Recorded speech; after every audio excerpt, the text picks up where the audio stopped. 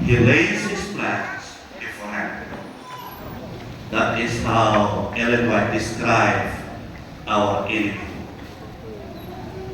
Matthew 24:3, samtang si Ginoong Hesus naglingkod ito sa bukid sa Olivo, yung mga disipulos ni Ato kaniya, na sila ng iniya. Lord, tell us, when shall these things be, and what shall be the sign of thy coming, and of the end of the world? Ilang pangutana, kamusta ni Ginoong mahitabo? Kung sa ilhanan sa mga pag-andi, o sa ilhanan sa katapusan sa kalibutan. Usahay tubak ni Jesus. Ang answer ni Jesus is warning. Check him, or beware, pagbantay, that no man deceive you. For many shall come in my name, saying, I am Christ, and shall deceive many. That ang iyang libungan. So, ang pangutana sa mga disipulos, Lord, kanus ka kamubali, kanus ka ni mga butang nga may tabo. Kung sa ilhanan si mo pagani, ang tubag ni Jesus, pagbantay, nga way mo limpong nimo. Kay daghang mo anhi, dinala akong ngalan, o daghan ang ilang malipungan. Bukat-bukat yan yung mga igsuon kay walay numero gihata, pero masabot na ito, nga kinindaghan, hindi kinidutay. Upat pa mga punto ang atong tunan karon. Una, the meaning of deception. Then, ikaduhang punto, the idea of deception. Then, 3, the master deceiver. And the last one is self-deception. From original Greek word, kini deceive o limbo. From Greek, plan out, meaning go astray or wander or be out of the way. Nasaat ka, wag katultol, or libiya ka. Nisimang kasdalan. In other words, you are working, part of the group, you are walking among the group, having that same direction, same destination, but for whatever reason, you go astray, nasaat ka. Kauban mo, pero nasaat ka. You're out of the way. It's intentional, na libiyak ka, or unintentional, nasaat ka, no, kabalo. That is from the original Greek word. Sa one and Jesus said, beware. Papatay, nawalay, magpasalaan ka nila. Now, let's go to Webster. Si Webster na niyon sa deception niya, it was an act of causing someone to believe as for what is false. Bukan-bukan din, kaya nagtuo ka sa usa ka utang, ingon nga tinuod, pero sayop di ay, bakak di ay. Sa Thesaurus, ang deception ngayon, the inclination or practice of misleading through lies or trickery. Na ay mga lipat-lipat, na ay mga limpong. So, na-mislead ka. Now, point number 2, the idea of deception. The idea of deception is the deceived person is fully unaware that he or she is being deceived. Ang taong nalimpungan, wag yun na nahibalo nga nalimpungan siya. Kaya kung nahibalo pa siya nalimpungan siya, hindi na siya malimpong. Hello? Delikado ang limpong. Kay ang tao nga nalimpungan o nailan, sa itong lingwahe, ang taong nailan, nalimpungan, wag yun na siya kay balong nalimpungan siya. Kaya kung nahibalo siya, di na siya malimpong. Okay? That is point number 2. Now, number 3. Who is the master deceiver? Of course, nahibalo ka. Revelation 12, it was the devil, Satan, the dragon, the serpent. He is the master deceiver. Pero duha ang iyang master masterpiece. Duha yang paborito. Ang yawa, maninintal. Ang yawa, manilimbong. Ang tentasyon, bukat-bukat sa atin. Kaya natintal ito si Eva. Natintal siya, at the same time, nalimbungan pa rin. Duha itong iarap. Pero ang tentasyon, nahibaluman ka, nagitintal ka.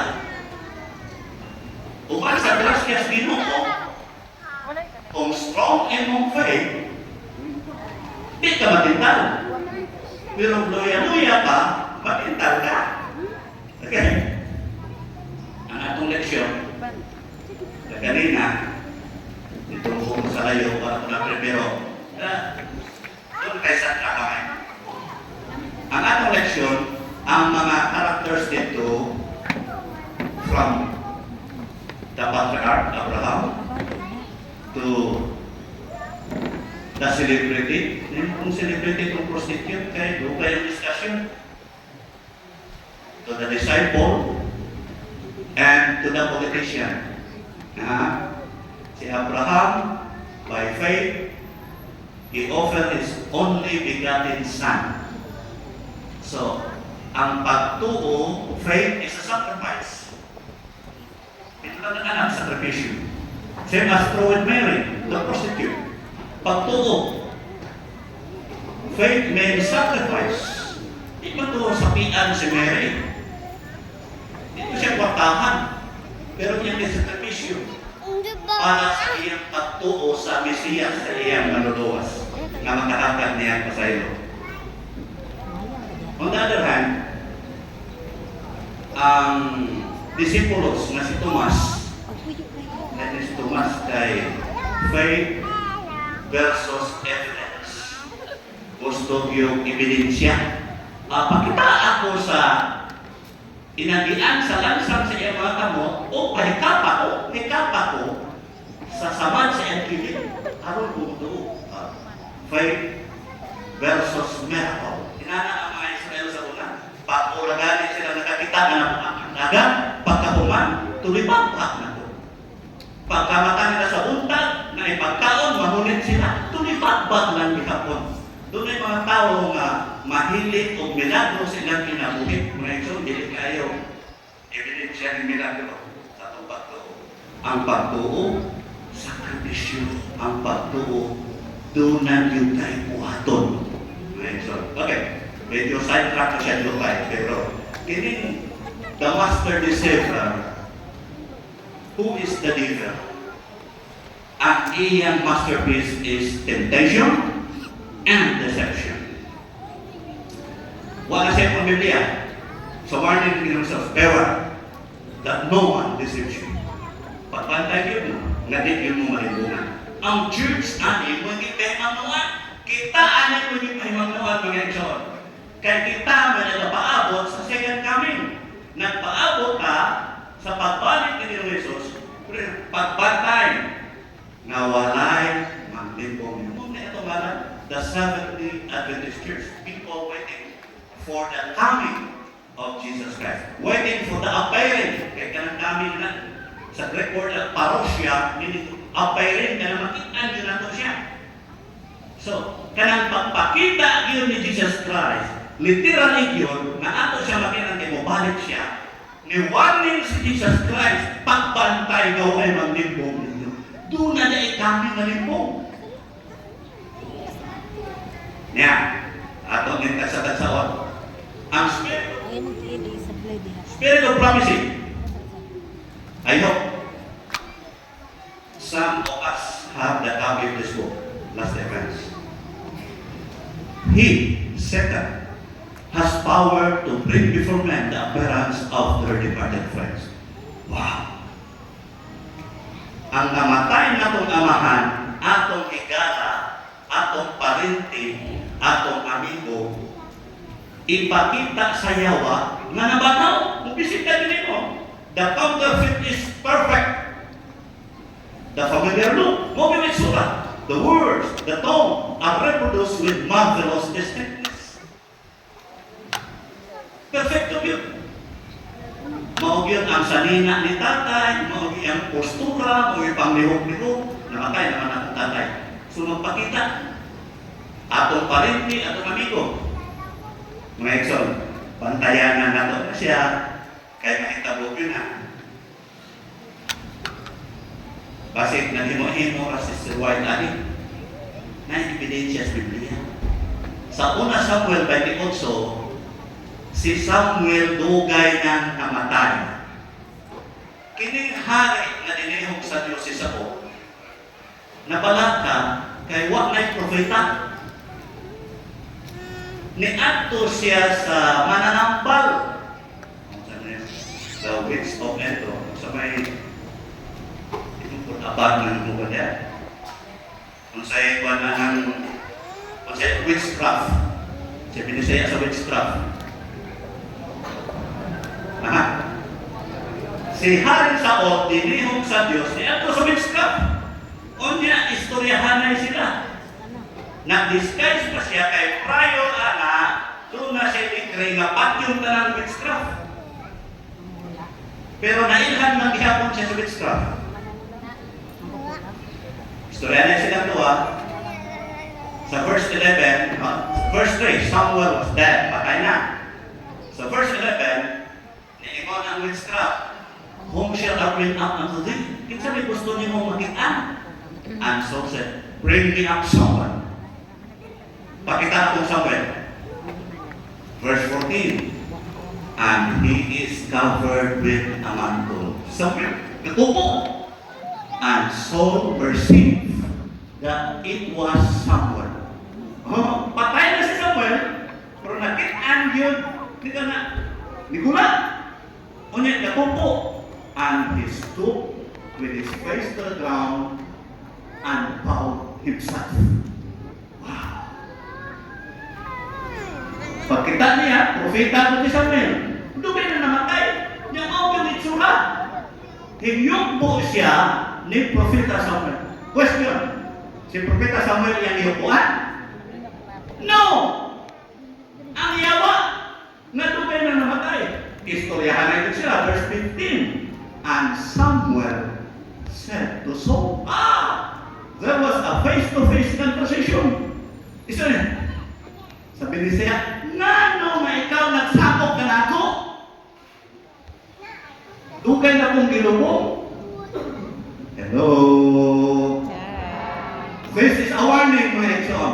Dili ni warning ni Pastor Ray, warning ni Jesus Christ. Kay daghang mga Adventista, ako pa nung mo na muna ka, na ay mga Adventista, nakanto pa gihapon mo. Mga witchcraft. Ako na ito bilinay para yung mga doon. Pahimangot ni si Iglesia ngayon sa on.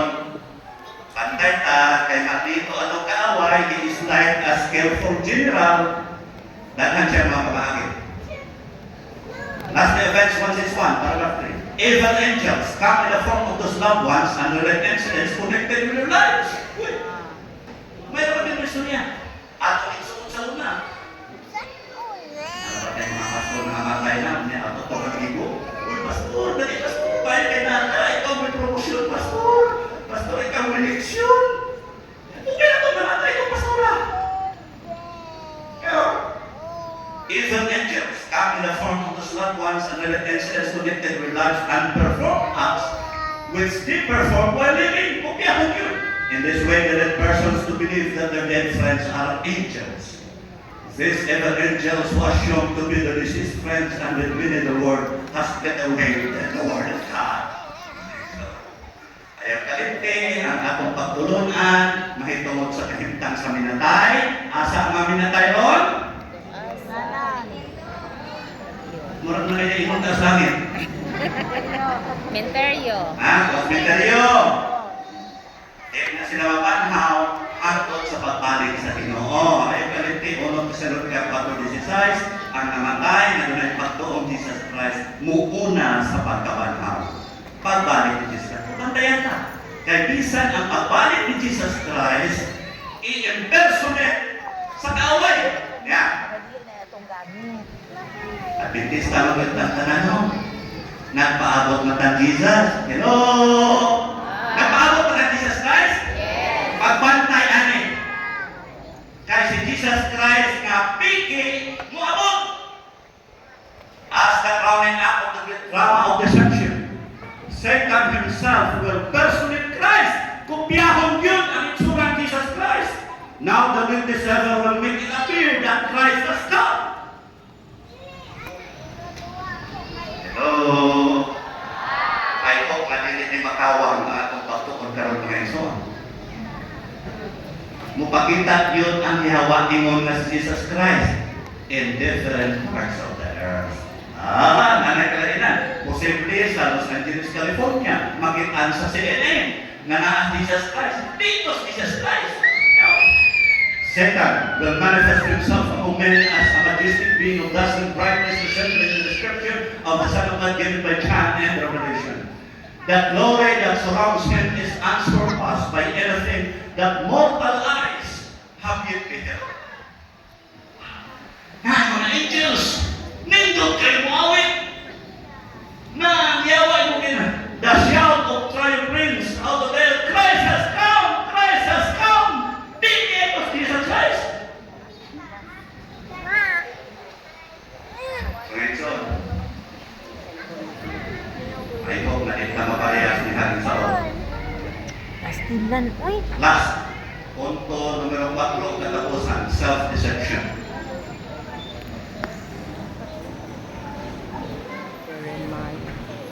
Ang atong paggalingon mismo, atong nilibungan.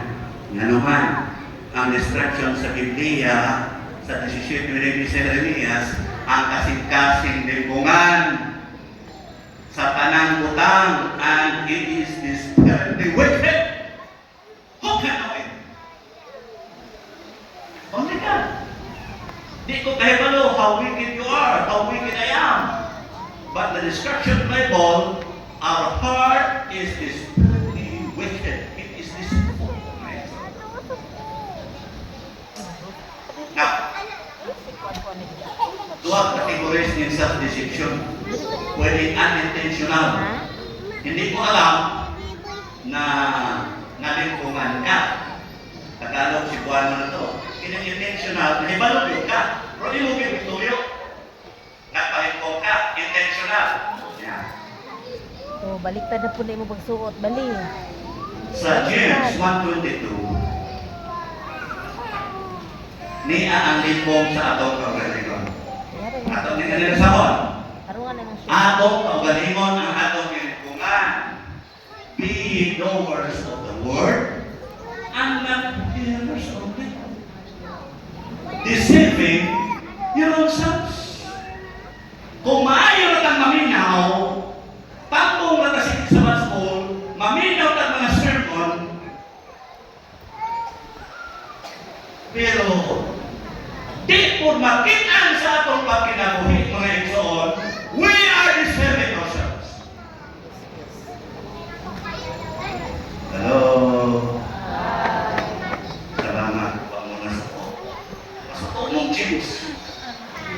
Ingon si Santiago, be ye knowers of the word, and not hearers only, deceiving your own selves. Don't be deceived. Ang ibanuta, sige tatanong mo sermon, nga magtuon yung ta Biblia, magbasa ta Biblia, na ibanuta anak, sige kang kapaminaw anak. This is the only antidote for deception, mga igsoon. The Word of God. Mo ni makapalikon sa itong pagtuo. Mo ni libro magdadala na itong lalim. Pero masigi na itong ganabasa, si Facebook, mamamala naman. Pero kung ang Facebook, makahatog na nato sa langit nito.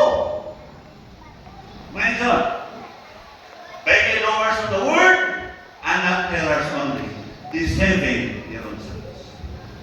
Atong ng imagination, nagtira. Kitang tanan, uyon siguro nga mas maayo yun kung sayo ta moabot sa iglesia. Tinood dire. Gamay ra. Mas maayo ba kung alas 8 ibigyan niya sa iglesia? Maayo dire.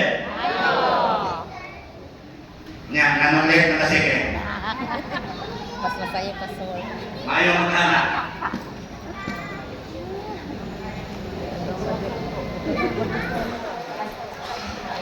Parang sarap ito bumuha din. Parang ano ito? Eleksyon taon, napilit ang superintendent. Ang upang superintendent, mga atras. Hindi na madawat. Ako yung superintendent. Alas kong sa Bibigya, lima makapugan na. Masaya ba kayo superintendent? Pili-pili yung superintendent, yun yung supportaran. Hello? Anak na mo eh, ako nalito mo. Be doers of the word, and not hearers only. Sige na kang paminaw, sita paminawali, pero wag na ito i-applikar sa itong pagkinabuhi. Mga iksoon, we are deceiving ourselves.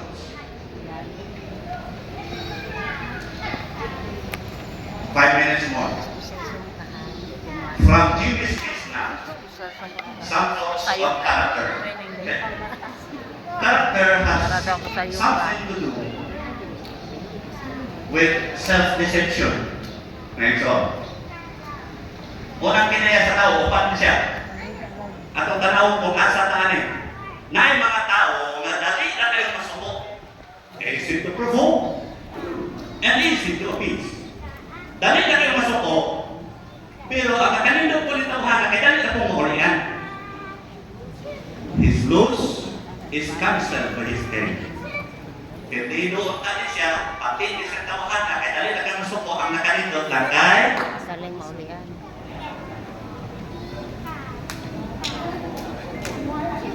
Nalubat.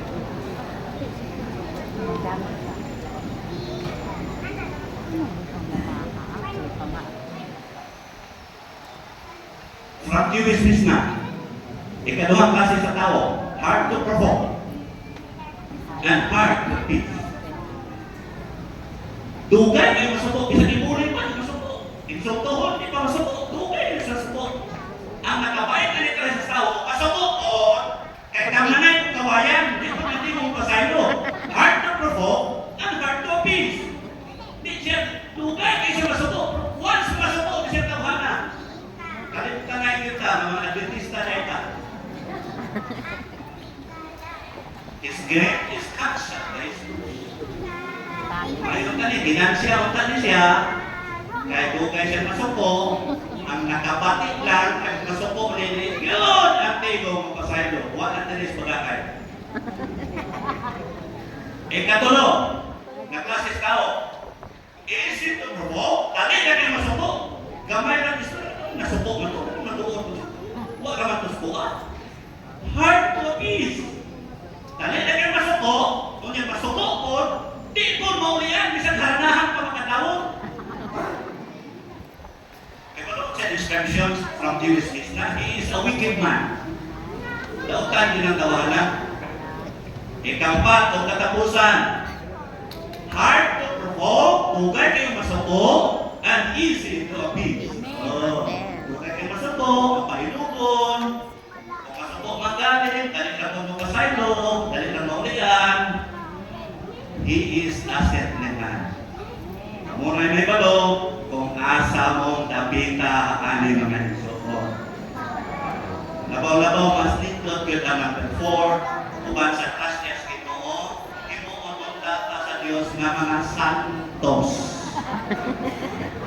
May mga santos. Memorize na ninyo na pinadayang 14-12. Here is the patience of the saints. Isa na mga santos. Katong mapailogon, ang pag-atos sa mga santos. Here are they that keep the commandments of God, including the Sabbath, and have testimony of Jesus. Okay, so, from messages to young people, page 92, paragraph 1, even the thoughts must be brought into subjection to the will of God. If the thoughts are wrong, atong panguna-una, the feelings will be wrong. Una-unang palandaan, kasi kag higda niya, kasi kag ukay na yung Facebook, tada mga reels niya, tada mga pandya, imo pala una-una, imo ginantaw yung plan. If the thoughts are wrong, the feelings will be wrong. Agaan ng tagbahin sa iglesia, sige na tang baliban, o sa pag-wrong. Doon lagi mo. Ang sunod sa itong utok karon ug unsa ang nasa sa cellphone. May unta kay mga sa cellphone ay Bible, may commentaries na dito tanan ko kayo.